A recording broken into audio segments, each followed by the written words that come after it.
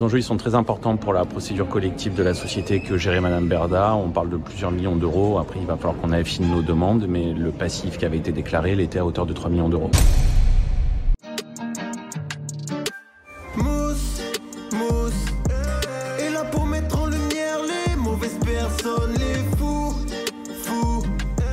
Faites entrer les gros tarés, de savoir elle vous éclabousse, mousse. Mettez-vous à l'aise car là, on va se régaler, mousse. Abonnez-vous et likez si vous avez kiffé. Comme vous le savez, cette chaîne est avant tout une chaîne de prévention et votre sécurité est au cœur de mes préoccupations. C'est pourquoi je suis très heureux de vous présenter le sponsor de cette vidéo. Vous avez sûrement entendu parler de la quantité de données que les entreprises collectent sur nous. Mais saviez-vous qu'il existe un moyen de reprendre le contrôle? Ça s'appelle Incogni et aujourd'hui, je vais tout vous expliquer. Incogni est un service en ligne qui vous aide à supprimer vos données personnelles des bases de données des courtiers en données, aussi appelés data brokers. Ce sont ces entreprises qui collectent, vendent et échangent vos informations personnelles à votre insu. Cela peut inclure vos habitudes de navigation, votre adresse, votre numéro de téléphone ou bien plus encore. Imaginez qu'un étranger ait accès à votre adresse, votre numéro de téléphone, voire même à vos informations de carte bancaire. C'est non seulement une question de vie privée, mais aussi de sécurité. Les courtiers en données revendent souvent vos informations à des entreprises de marketing, voire à des hackers. En utilisant Incogni, vous réduisez considérablement ces risques. Maintenant, voyons comment ça marche. Le processus est simple. Après vous êtes inscrit sur Incogni et vous autorisez le service à agir en votre nom pour contacter les courtiers en données. Incogni leur demande de supprimer vos informations de leur base de données. Et ce n'est pas tout. Incogni surveille aussi les réponses et s'assure que les courtiers respectent votre demande. Enfin, Incogni commence à contacter les courtiers en données et vous pouvez suivre les progrès directement sur votre tableau de bord. C'est aussi simple que ça. Quels sont les avantages d'utiliser Incogni par rapport à d'autres méthodes? 1. Le gain de temps. Contacter les courtiers en données un par un peut prendre des heures, voire des jours. Incogni le fait pour vous. 2. L'efficacité. Incogni a une équipe qui s'assure que vos demandes sont traitées correctement et rapidement. 3. La tranquillité d'esprit. Vous pouvez être sûr que vos données sont mieux protégées. Si vous êtes préoccupé par votre vie privée, Incogni est un service que vous devriez considérer. J'espère que cela vous a aidé à comprendre comment ce service peut protéger votre vie privée. Alors réappropriez-vous vos données personnelles grâce à Incogni. Et n'oubliez pas qu'en utilisant le code MOUSSE sur le lien ci-dessous, vous obtenez 60% de réduction sur votre plan annuel. Merci à Incogni d'avoir sponsorisé cette vidéo. Ouais, c'est Mousse. Bienvenue aujourd'hui pour une nouvelle vidéo et j'espère que tout le monde va bien. Messieurs, dames, c'est officiel. C'est la fin de l'été. Alors je vous dis pas ça par rapport aux dates, mais d'habitude à Toulon on a un peu de chance. On a un super mois de septembre et l'été dure jusqu'à la mi-octobre. Mais là c'est déjà fini. Fini les débardeurs, fini les bobs, fini les lunettes de bof. Je suis en PLS. Bon, je crois que je suis prêt à abandonner mes lunettes, mais je vais garder le débardeur et le bob. Messieurs, dames, aujourd'hui on va parler d'un événement important, on va parler d'une personne dont on n'a pas parlé depuis un moment, il me semble, sur la chaîne. On va parler de Magali Berda et de son nouveau procès. Alors, je vous en avais déjà parlé un petit peu, il y a 9 mois, mais certains abonnés demandent des précisions, puisque la date approche. Son procès, c'est le 30 septembre, la semaine prochaine. Donc, je vous ai écouté et j'ai décidé de tout décortiquer dans cette vidéo. Mais avant de commencer, c'est le moment de soutenir la chaîne et moi-même en mettant votre plus gros pouce bleu, votre meilleur commentaire. Très important, n'oublie pas de me rejoindre sur Instagram pour pas rater toutes mes actualités, l'avancement de ma préparation de mon combat, etc. etc. On s'abonne à la chaîne secondaire et on fait de même sur Twitch pour pas rater les lives du dimanche soir à 21h30. Et maintenant que tout ça est fait, on va chercher à boire à manger, on se met à l'aise. Et moi je m'occupe du reste. Ça va être détente aujourd'hui. Alors, il faudra être bien concentré dans cette vidéo parce qu'il y aura plein de retours en arrière. Donc voilà, des flashbacks et tout. Je vais pas vous mettre les séquences en noir et blanc style Netflix, donc soyez bien concentrés. Je suis sûr que vous en êtes capable. Donc on va revenir en décembre 2023. Décembre 2023 où Magali Berda devait être jugée dans un nouveau procès. Sauf que Magaloche et les procès, c'est un petit peu comme Messi et le football. Elle s'y connaît quoi. Ce qu'elle a fait, c'est qu'elle a utilisé un stratagème vieux comme le monde, dans le monde de la justice et des procès, pour faire décaler celui-ci en septembre 2024, le 30 septembre plus précisément. Et d'ailleurs à cette époque, ce coup de maître l'avait ambiancé. Pas pour moi.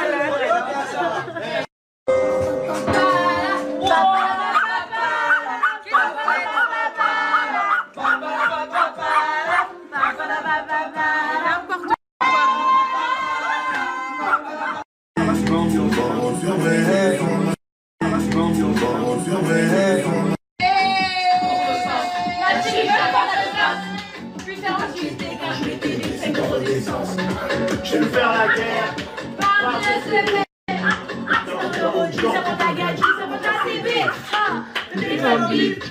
Tu prends laquelle? C'est Marseille bébé. Tranquille ou quoi?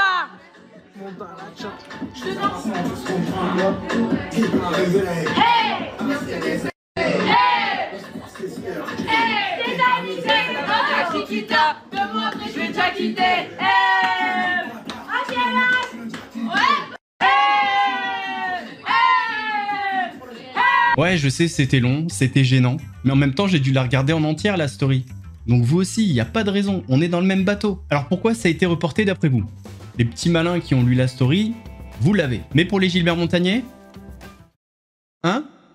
Qui me parle? Je vais laisser l'avocat de Magali Berda vous expliquer la raison. Je rappeler que ma cliente est présumée innocente, tout comme sa mère qui sera représentée également par mon cabinet. Je ne passe de tout commentaire parce que je n'ai même pas encore eu accès à la procédure. Alors justement, à propos de la procédure, pourquoi c'est renvoyé aujourd'hui? C'est renvoyé pour ce motif-là, justement. Parce qu'on vient d'être désigné tout récemment et que donc on sollicite un délai pour préparer notre défense. Délai qui nous a été accordé justement au regard de l'ancienneté. Magaloche et son avocat, ils sont rentrés comme ça au tribunal. Excusez-moi? Changement, s'il vous plaît? Changement? C'est bon? Allez, à l'année prochaine. Donc ça fait 9 mois qu'on attend, nous. 9 mois où on se pose cette question. Est-ce qu'elle va enfin manger? Et là, on parle pas d'ouvrir le frigo, hein, parce qu'on a vu des vidéos d'elle dans sa web-série. Ça, on sait qu'elle a mangé. Et même bien. Et si je dis bien, ça n'a rien à voir avec son physique. Calmez-vous. Non, manger, c'est-à-dire, est-ce qu'elle va payer? Est-ce qu'elle va assumer les conséquences de ses actes? Est-ce qu'elle va quitter son loft parisien pour, je sais pas, pourquoi pas des lits superposés? Dans une prison? On peut toujours rêver. Allez, rentrons dans le vif du sujet. De quoi est accusée Magali Berda? Concrètement, la justice vous soupçonne d'avoir placé en liquidation judiciaire exprès une entreprise qui était criblée de dettes pour ne pas avoir à payer ses dettes. Qu'est-ce que vous répondez là-dessus? J'ai envie de dire, c'est une affaire qui a presque 10 ans qu'on m'a sortie là, aujourd'hui. C'est pas grave, je suis allée...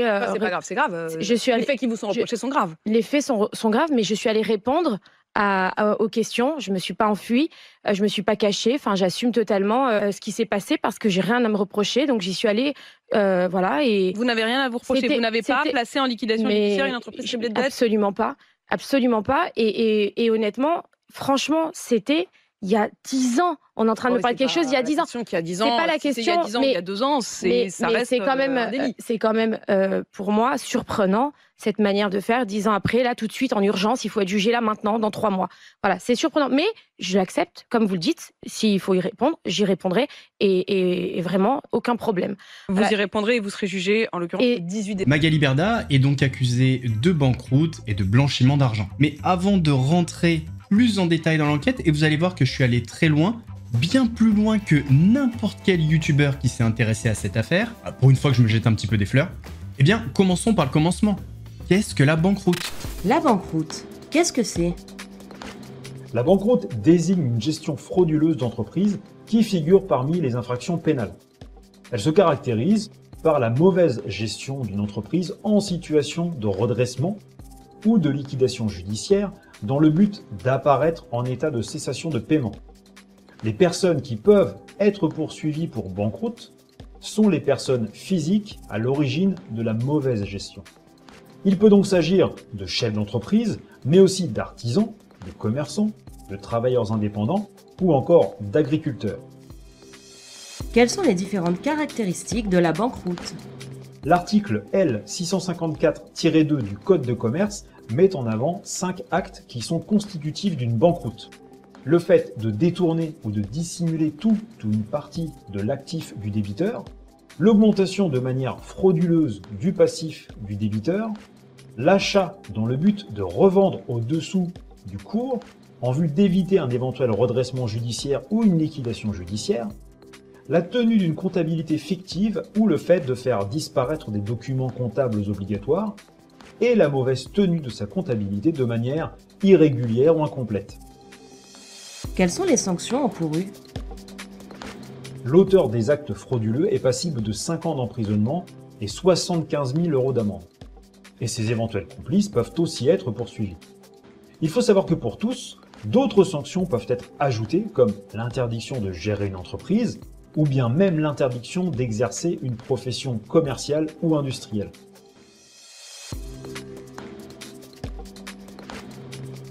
Donc maintenant que vous savez ce qu'est la banqueroute, vous comprenez pourquoi Magaloche a été placée en garde à vue en octobre 2023, puisque la banqueroute, c'est une infraction pénale. En plus, elle n'est pas seulement suspectée de banqueroute, mais également de blanchiment d'argent. Alors en octobre, au moment où ça se passe, la seule chose qu'on sait, c'est qu'elle est suspectée de s'être livrée entre 2014 et 2015 à des malversations financières d'ampleur.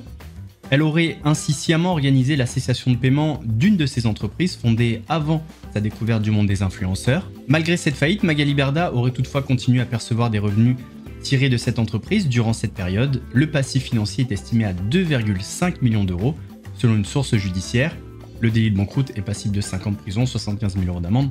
Ça, le monsieur juste avant nous l'a dit. Notons qu'à la suite de sa garde à vue et en attendant le procès devait avoir lieu en décembre 2023, Magali Berda est placée sous contrôle judiciaire, elle a une nouvelle fois interdiction de gérer et elle a une obligation de pointage. Et tout cela, ça reste valable malgré le report du procès entre décembre 2023 et septembre 2024.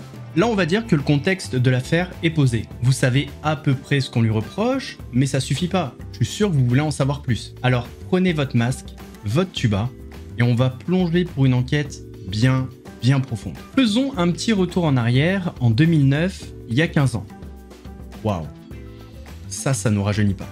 Mais revenons quand même en 2009. Avant d'être considérée comme la papesse de l'influence, Magali Berda, Magaloche, était dans le courtage de mutuelles et d'assurances. Et dans le domaine, Magali, elle a fait du forcing. Entre 2009 et 2015, elle a créé 6 sociétés. C'est comme si elle en avait créé en moyenne une par an. Elle fait des sociétés comme elle fait des Call of Duty. Voilà, une par an. Sauf que les Call of Duty, ça se vend toujours, c'est toujours un succès commercial, alors que elle, ces 6 sociétés ont été liquidées. Ouais, sûrement à cause de Booba. Ah mais non, mais c'est pas possible, à cette époque, il la connaissait même pas. Ça alors. En 2009, avec son ancien mari, elle crée sa première société de courtage en assurance, Shona, du prénom de sa fille. Sauf que ça marche pas vraiment comme prévu, et 1 an après, la société a le couteau sous la gorge, elle croule sous les dettes. C'est pourquoi la société Shona sera liquidée. Là, j'imagine un petit passe-partout, tu vois, qui fait le nombre de sociétés liquidées. Elle décide ensuite de lancer 2 nouvelles agences de courtage en assurance, Victoria Santé et Shelly Development. Shelly Development, c'était déjà la Silicon Valley à l'époque. Mais ce qui est très différent pour ces 2 sociétés de courtage, c'est que ça a marché, et même plutôt bien. Mais non, mais t'as pas suivi ou quoi? Évidemment que ça a merdé, mais comme les autres. Je t'ai dit 6 sociétés, 6 liquidations judiciaires. 1 mois après la cessation de paiement de ces entreprises-là, elle lance une 4e société de courtage en mai 2012. Cette société s'appelle les Mutuelles du Golfe de Saint-Tropez et malheureusement, comme les 3 autres entreprises précédentes, 1 an et demi après, terminus, tout le monde descend. Après avoir créé 4 sociétés en 4 ans et les avoir conduites toutes les 4 à la liquidation judiciaire, Magali Berda décide de créer 2 nouvelles sociétés avec une nouvelle associée, Samira Yacoubi. Et dans ces 2 sociétés, il y a justement la société suspectée de banqueroute. La première société s'appelle SVS Group et la deuxième BAN Co, et c'est cette dernière société qui est suspectée de banqueroute. Intéressons-nous maintenant plus précisément à ces 2 sociétés. Là, on est donc sur la société SVS Group, donc une société qui a été radiée, forcément. Et là, on voit en dirigeant Livjits Patricia, mais ça, on va y revenir. La création de la société, elle a bien été faite par mademoiselle Yacoubi Samira, et elle a donc créé une SAS, une société par action simplifiée. La société a été créée avec un capital social de 100 €. Le capital social, ça sert, si vous voulez, à montrer la solidité de l'entreprise et ça sert aussi à rassurer les banques, les investisseurs, etc. Tu peux créer une société avec 1 €, mais plus tu mets du capital, plus ça montre que tu es solide. Là, 100 €, c'est pas fou. Dans un autre document qui date de novembre 2013, on a donc la confirmation que la présidente de la société SVS Group, c'est bien la créatrice, la fondatrice, Madame Samira Yacoubi. Hein, on le voit, c'est marqué ici, Madame Samira Yacoubi, présidente et associée unique. Sauf que 5 mois plus tard, en avril 2014, une nouvelle présidente est nommée. Donc ce procès-verbal, il est très intéressant. Déjà, la première décision, c'est qu'on passe d'une associée unique et présidente qui était Samira Yacoubi à une nouvelle associée unique et présidente qui est Patricia Livjits. Donc c'est marqué ici, nomination de Madame Patricia Livjits en qualité de présidente de la société groupe SVS et modification corrélative des statuts. L'associée unique nommée Patricia Livjits en remplacement de Madame Samira Yacoubi, démissionnaire. Et là ensuite, on a le transfert du siège social. Donc c'est pour ça que sur société.com, on a en dirigeant et représentante du groupe, Patricia Livgit. Mais qui est Patricia Livgit? On peut savoir très simplement qui c'est grâce à une réponse à un tweet de Booba en juillet 2022. Et dans cette réponse, qui a été faite par Magali Berda elle-même, on apprend que, en fait, Livgit, c'est sa maman. Donc 10 mois après la création de la société SVS Group par Samira Yacoubi, Patricia Livgit, qui est la maman de Magali Berda, est devenue l'associée unique et la présidente de cette société. Maintenant, basculons sur la deuxième société, cette fameuse société BA & Co qui a été créée par Magali Berda et Samira Yacoubi. Donc la société BA & Co, on le voit ici, c'est le nom de la société, mais l'enseigne s'appelait Guy Lassure. Donc la société a été créée en juillet 2013, voilà, on a donc pareil les statuts juste ici. Ce qui est différent, c'est que la société n'a pas été créée par Samira Yacoubi, mais par SVS Group. Sauf que qui est la présidente et l'associée unique de SVS Group? Samira Yacoubi, on voit les initiales juste là. C'est pour ça qu'on a commencé par SVS Group. Samira Yacoubi a créé SVS Group et SVS Group a créé BA & Co, Guy Lassure. Rappelons-nous que 10 mois après la création de SVS Group, c'est Patricia Livgit qui est devenue l'associée unique et la présidente de la société. Donc voilà, pareil, capital social de 100 €. Et on voit quand même le nom de Samira Yacoubi qui apparaît ici puisqu'elle représente les associés fondateurs. Donc comme je viens de vous le dire, le 14 avril 2014, donc 10 mois après la création de SVS Group, il y a un changement d'associé unique et de président. Et bien 2 jours plus tard, le 16 avril 2014, c'est la même chose pour la société BA & Co. On le voit ici, il y a un changement de président. Et vous allez voir, c'est assez logique. Vu que la société BA & Co a été créée par la société SVS Group, qui était présidée par Samira Yacoubi, et que Patricia Livgit est devenue l'associée unique et la présidente de SVS Group, eh bien, elle devient également l'associée unique et la présidente de BA & Co. On le voit à la fin, hein, Patricia Livgit. Alors depuis le début, je vous dis que ces deux sociétés ont été créées par Samira Yacoubi et Magali Berda, sauf qu'à aucun moment on voit le nom de Magali Berda. Eh bien, j'ai une théorie par rapport à ça. En 2009, elle a créé une première société qui s'appelait Shona, liquidation judiciaire. Ensuite, elle a créé Victoria Santé et Shelley Development. 2 autres liquidations judiciaires. Mais il y en a eu une 4e aussi, les mutuelles du Golfe de Saint-Tropez. Donc entre 2009 et 2013, ça fait 4 sociétés créées et 4 liquidations judiciaires. Ma théorie, c'est qu'elle a été interdite de gérer bien avant sa condamnation pour abus de confiance, et du coup, elle ne pouvait pas apparaître sur les statuts, sur les documents des 2 nouvelles sociétés, SVS Group et BA & Co. Et c'est pourquoi elle a fait appel à sa maman, Patricia Livgit. Alors, c'est qu'une théorie, mais il faut avouer que c'est très compliqué à vérifier. Ceci dit, ça a du sens. On voit le lien entre Samira Yacoubi et Magali Berda, c'est juste évident. La seule question qu'il faut se poser, c'est quelle raison empêche Magali Berda d'apparaître sur les statuts et d'être une des associées de ces 2 entreprises. Pour moi, il n'y a qu'une seule raison qui peut l'empêcher, c'est la justice. Parce qu'il faut savoir que quand vous faites une liquidation judiciaire, il y a un mandataire qui s'occupe de tout ça, et s'il voit qu'il y a eu une mauvaise gestion, eh bien le juge peut prononcer une interdiction de gérer pendant 5 ans. Et à mon avis, c'est ce qui s'est passé. Alors si la société BA & Co a été mise en liquidation judiciaire en 2015, aujourd'hui la justice lui reproche une mise en liquidation judiciaire dans des circonstances curieuses, bizarres. Tout ça est entouré de bizarreries. Les enjeux sont très importants pour la procédure collective de la société que gérait Madame Berda. On parle de plusieurs millions d'euros. Après, il va falloir qu'on affine nos demandes, mais le passif qui avait été déclaré, il était à hauteur de 3 millions d'euros. Magali Berda, à l'époque, elle avait écrit dans son livre que du jour au lendemain, c'est-à-dire que le lundi, tout était OK, le mardi, patatras, la société s'est retrouvée avec une dette énorme vis-à-vis de l'État. Ils ont donc été menacés de saisie sur compte et dans l'incapacité d'assurer les salaires. Sauf que la police judiciaire de Nice soupçonne Magali Berda d'avoir sciemment organisé la cessation de paiement et d'avoir mis en faillite la société BA & Co avec un passif financier pour échapper au remboursement. Ce qui est drôle, c'est que c'est exactement le même cas 7 ans plus tard avec la société Shona Evans. Bon, en 2019, en fait, le fisc lui réclame plus de 1,2 million d'euros. Elle règle une partie, elle règle 580 000 euros, mais le fisc s'impatiente, voilà, il lui réclame les 670 000 euros restants. Magaloche, elle est pas contente, elle se bagarre, mais le tribunal de Paris condamne Shona Evans à verser 541 000 euros. Et la raison, elle est marrante, parce que le comptable public considère que le silence de Shona Evans aux saisies administratives et aux lettres de rappel, tout en versant des sommes considérables à la débitrice, constitue une fraude à la loi. Donc c'est peut-être le même cas en 2015. Elle a peut-être ignoré les rappels, les relances, etc. tout en continuant à se verser des salaires. Sauf que quand le fisc est arrivé, toc toc, coucou, on va faire des saisies sur les comptes, elle a peut-être, c'est une hypothèse, sciemment organisé la cessation de paiement pour ne pas rembourser l'État. Alors les liquidations judiciaires, c'est toujours un moment compliqué, déjà pour l'entreprise qui ferme, mais aussi pour les créanciers. Parce qu'il faut se le dire, c'est très très rare que des créanciers classiques revoient leur argent. Par contre, il y a un créancier qui revoit toujours son argent. C'est l'État. Et c'est pour ça que cette affaire ressort aujourd'hui, presque 10 ans après. Et c'est pour ça qu'il y a peut-être de l'espoir pour qu'elle soit condamnée, parce que quand tu es face à l'État, c'est comme si tu rentrais dans l'octogone face à Francis Ngannou. Alors là, on était sur la partie banqueroute, mais c'est pas le seul chef d'accusation. Elle est accusée de banqueroute et de blanchiment. Intéressons-nous à la partie blanchiment. Et là, on parle pas de blanchiment dentaire. En blanchiment classique, elle est peut-être plus forte qu'en blanchiment dentaire. Possible. Alors déjà, qu'est-ce que le blanchiment d'argent? Je vais reprendre la définition d'Interpol. Le blanchiment d'argent consiste à dissimuler l'origine d'argent obtenu illégalement afin qu'il paraisse être issu de sources légitimes. En fait, c'est faire rentrer de l'argent sale dans le circuit et le rendre propre. Alors pourquoi ma galoche, elle serait soupçonnée de blanchiment? Elle vend pas de drogue, elle vend pas d'armes, elle fait pas du trafic d'êtres humains. Donc d'où ça peut venir? Alors je sais pas si vous vous souvenez, mais à mon avis oui. En 2019, Magali Berdal a été condamnée pour abus de faiblesse, mais c'est pas tout.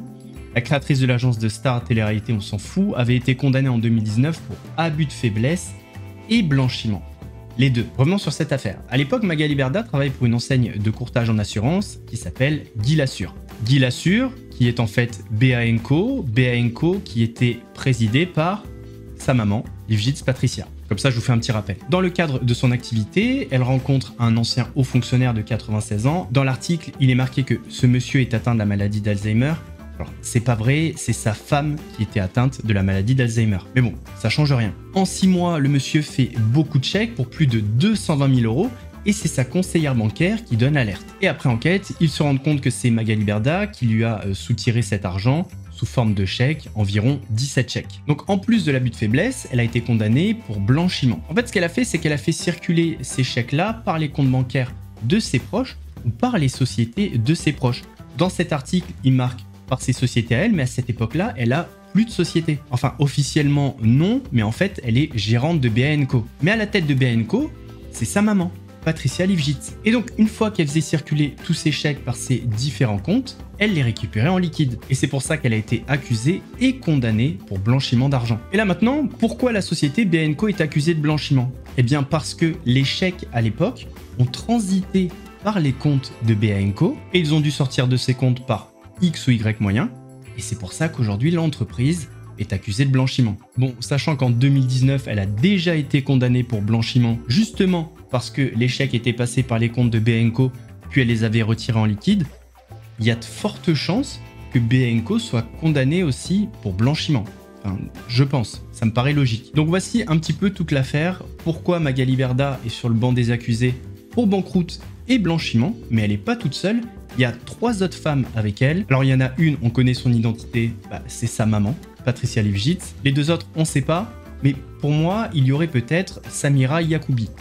Je pense. Parce que vu que c'était elle l'associée unique et la présidente, il y a peut-être eu des agissements pendant qu'elle était présidente et associée unique. Et en fait, si ça se trouve dans l'histoire, elle a rien à voir. Elle est peut-être victime, elle aussi, des agissements de Magali Berdal, mais elle se retrouve sur le banc des accusés. Pareil, c'est une théorie, hein. Si ça se trouve, elle est dans le coup. J'en sais rien. En tout cas, c'est pas une mince affaire. Parce qu'en face d'elle, il y a un créancier qui est quand même solide, c'est l'État. Et déjà qu'ils l'ont pas lâché en 2022 avec Shona Evans, quand elle devait plus de 1,2 million € au fisc, là il y a moyen qu'ils lui lâchent pas le mollet. Et j'avoue que c'est pas pour nous déplaire. Alors je suis pas à me nourrir du malheur des autres, vraiment pas. Mais en fait, ça fait tellement de fois qu'elle s'en sort, tellement de fois qu'elle joue la victime, que aujourd'hui, j'ai envie qu'elle paye quoi. Parce qu'il n'y a aucun média, aucun journaliste qui lui en parle et qui lui pose la question. Mais il faut savoir qu'elle a pourri la fin de vie d'un homme. Jean Deleplanque, ce monsieur de 96 ans, ancien haut fonctionnaire, qui était avec sa femme qui était atteinte de la maladie d'Alzheimer, lui a pourri sa vie. Ce monsieur est mort 2 ans après la fin du procès pour abus de faiblesse. Cette femme, que dis-je, ce monstre, l'a accompagné dans la tombe. En plus, elle se permet de faire des leçons de morale en disant à ceux qui l'avaient harcelé, etc., d'avoir le courage de venir au tribunal, mais à son procès pour abus de faiblesse, elle n'était pas là. Voici qui est Magali Berda. Je suis désolé, j'arrive pas à comprendre comment des personnes peuvent la défendre. Quel type de valeur vous avez en vous pour défendre une personne qui a escroqué un homme de 96 ans? Expliquez-moi. Donc on vous crache dessus.